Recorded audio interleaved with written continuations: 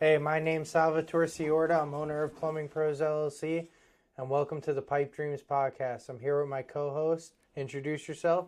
Chris Stowag. I'm the general manager for Plumbing Pros. We're at Easton, Pennsylvania. #1 plumber in Easton. We just got awarded. It's official. It's official.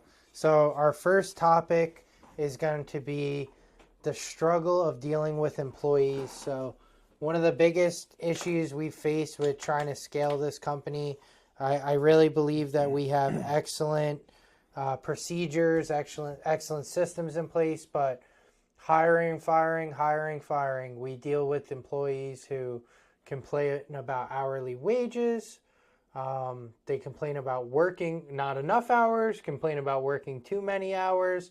They don't want to fill in those on-call schedules. And we've incentivized them every step of the way and made it when they work, they directly make money. And it's just something that's been really frustrating with me. I always like to joke that you have to go through about 100 people to find one good one. And then the sad part is once you get them trained up and good, that's normally where they're looking to jump ship and look for the next best opportunity. And then the other thing is like the office staffing. We've had some more issues with office staffing. They just want to leave early every day, want to call out sick, go on vacations. They're constantly not satisfied with pay raises. And honestly, I just think they're mediocre, and kind of something that recently I've come to realization is that I'm not okay with mediocre employees. Like the reason why it got successful was we busted our ass. We got it to the point where we had roughly 1,000 happy customers, and we're looking to train guys that are dedicated. They want to follow our systems and grow, and a lot of them just want that pay raise immediately. The biggest thing I think is just guys overselling themselves. Like if you want to explain them some situations of people we've hired and like how they've performed and based on what they told us, you know? I think there's a couple factors that go into this. So you touched on one before where you said you train people up and then they jump ship. I think a lot of, especially the younger generation right now, they're not willing to put the time in somewhere to earn that more money. So what they'll do is, whether they think it or not, they come into a position like ours and they get trained up. They become better at their trade. They're worth more money. And they're like, all right, well, they're not going to pay me $10 more an hour right now, but the guy down the street might. And then they go down there and, you know, the grass is not always greener on the other side. Yeah. You know, and we've had a lot of employees leave, come back and ask for their jobs back. And it's just like, dude, you blew your shot. Yeah. And it's so funny. It's like the guys that leave, they'll typically call like somebody and say how they're making all this money and some great job opportunity. Meanwhile, a month later, they're calling, asking to see if they could come back with us. And we actually had a situation where one of our guys works at a motorcycle shop. This guy left. He was claiming he's making $10 more an hour, twice the amount of commission. And the guy at the motorcycle shop was selling him an oil change on his like $7,000 motorcycle. He's like, yeah, it's going to be $90 for the premium oil. He's like, I don't got that money.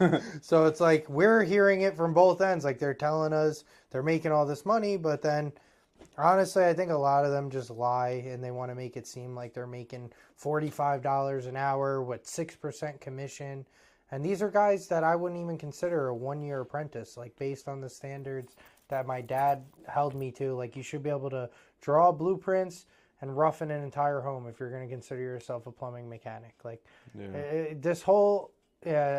so I would say the reality of it is the old school generation's gone. The younger kids, they just want immediate gratification.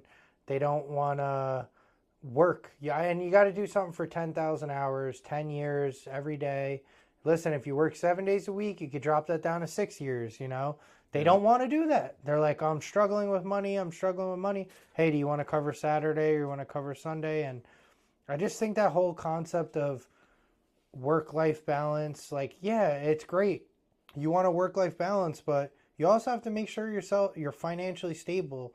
Maybe you shouldn't be going on vacation all the time and buying motorcycles and cars, and actually grind for 10 years to get yourself ahead, and then you'll actually be in a position to make demands. and then you could become a master plumber and break away and get your own license. I always laugh every time a guy comes to me and he's like, oh, I'm going to be a master plumber. I'm going to see it through. Normally within 6 months, they're quitting. I've never had a single guy make it to actually become a master plumber. Chris is going to be hopefully and definitely will be the first guy that actually gets the master plumber's license. But it's like that, like guys that work out for the long haul, that's 1 in 100. To become a master plumber is like 1 in 10,000. Like 99% of these guys, they can barely hold on to the job. The New Jersey master plumber's license number, I think, is only up to like 14 or 15,000 right now.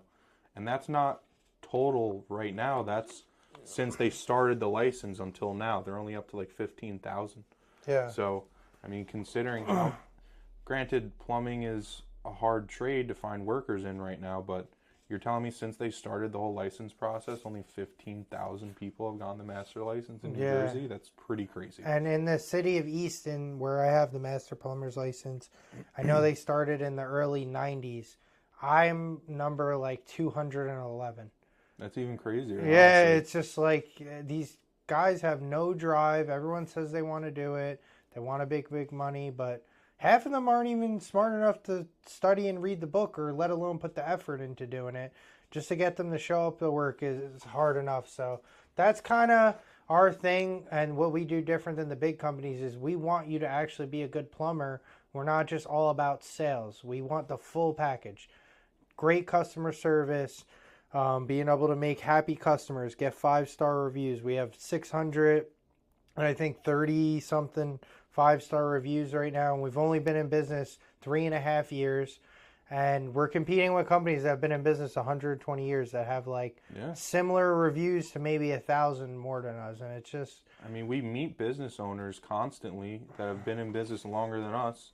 We look at their Google profile, they have 50 Google reviews, 30 Google reviews. yeah. And it's just like, dude, are you not up to date with how to run a business nowadays? Yeah. Like, So I've kind of changed my approach. I want to take less experienced guys, kind of bring them up, focus on the attitude more. I actually was just looking into a system that allows us to survey their personality traits, and then just we'll do an in-house training. We started having them install water heaters and toilets and teach them snake drains, and we do role play on customer questions and, you know, educating customers and sales and things like that. And I just really think, literally, we're going to eventually, as the company continues to grow, we're going to have like a shop big enough with like a mock-up house in it, where we could have them like do every step of the plumbing process. just like they do in the trade schools. Yeah, literally like a mini version of our own in-house trade school. That way we could not only train, like a lot of guys are plumbers, but do you do it the plumbing pros way? And are you willing to listen to do it our way? So the whole purpose of this, little segment here about issues with employees is be willing to go wake up, be there early every day, show up, do the extra hours, listen to the guys who've done it before, and really take pride in what you're doing and do it the right way. If you do that, you're guaranteed to make at least $100,000 a year. And then at that point, the sky's the limit. It's up to you. I know multiple business owners who've sold their business for millions. We're on track. My goal is to do $3 million this year. We're on track to do $2.5 million this year. And, you know, it's just one of those things. Like, we're just babies in this. Where are we going to be in the next 5 years? Probably 10, 15 million. And where are we going to be in the next 10 years? We could wind up getting bought out, or we could wind up being a $20 million company. It's all about just putting the effort in to make it grow. So hopefully that's some motivation. And keep in mind, I'm only 31. And how old are you, Chris? I'm 27. I'll be 28 next month. Yeah, and we just got into it, and we kept working, and we did everything we could to make it successful. And now, I think you taught me a really good saying. He who does more than he is paid for will soon be paid more than for what he does. yeah, And, I mean, working with you, that's proven a point. I started with you at 16 years old. yeah, Like, you know, and I definitely got rewarded for it, and it's yeah. been a long road. Yeah, I'm really grateful to have you on the team, and I'm happy the direction that we're going. I mean, it's always a struggle every day. Something's going on, but I kind of enjoy it. It's pretty fun. So Hey, that's the Plumbing Pros way. Eastern Pennsylvania's finest, 610-554-6609. Give us a call and let us be the shield your home deserves.